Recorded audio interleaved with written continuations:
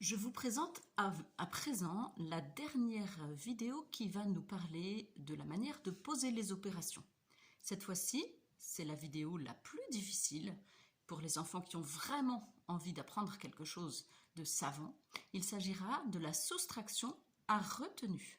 Soyez très attentifs. Je vous propose la première soustraction, 41 moins 18. Je sais que 41, c'est 4 dizaines. Et une unité.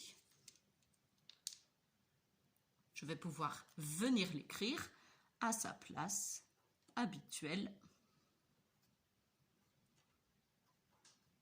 dans le tableau que vous connaissez bien maintenant. 41. Je voudrais enlever 18. Je mets donc maintenant le signe moins. Et je l'écris. 18, c'est une dizaine et 8 unités.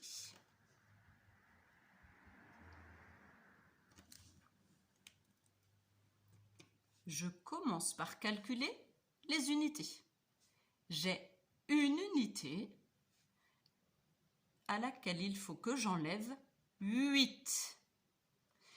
Est-ce que je peux enlever 8 lorsque je n'ai que 1? Évidemment non, et cette fois-ci, un problème va se poser. Voici comment nous allons le résoudre. Je pourrais dire que 41, c'est 40 plus 1.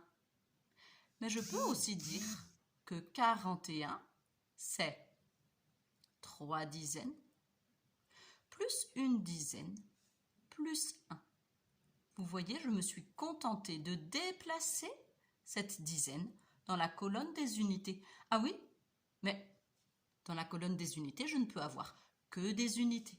Je vais donc défaire le petit paquet de bâtonnets pour transformer cette dizaine en 10 unités. À présent, je n'ai plus 1 dans la colonne des unités, mais 1 plus 10, c'est-à-dire 11. 1, 2, 3, 4, 5, 6, 7, 8, 9, 10, 11. J'ai toujours 41 sous forme de 3 dizaines plus 11. Voici ce que j'ai fait. Je suis venue prendre une dizaine. Je n'en ai plus 4, mais 3. Et j'ai rajouté cette dizaine dans la colonne des unités où je n'ai plus 1, mais 11. Et je vais pouvoir maintenant effectuer mon calcul. Dans la colonne des unités, j'ai 11. On me demande d'enlever 8. 1, 2, 3, 4, 5, 6, 7, 8. À présent, je sais que 11 moins 8 font 3. Et je vais pouvoir passer à la colonne des dizaines. J'avais 4 dizaines, je n'en ai plus que 3. Les voici et on me demande d'enlever 1.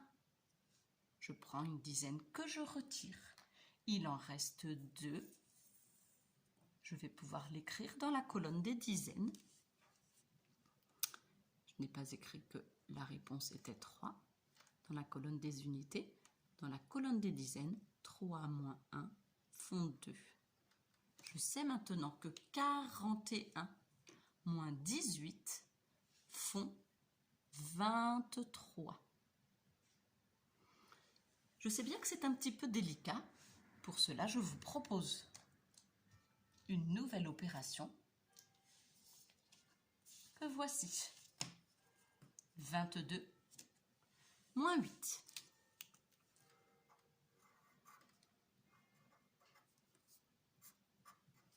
« 22.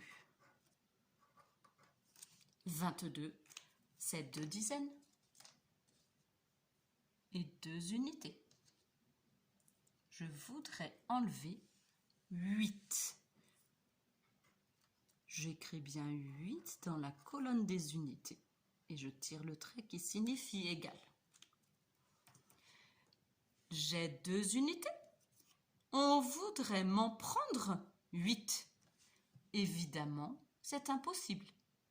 Je vais venir prendre une dizaine et la placer parmi les unités.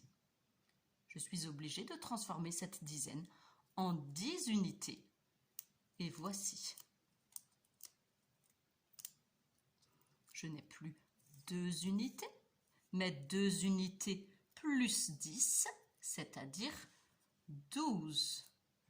1, 2, 3, 4, 5, 6, 7, 8, 9, 10, 11, 12.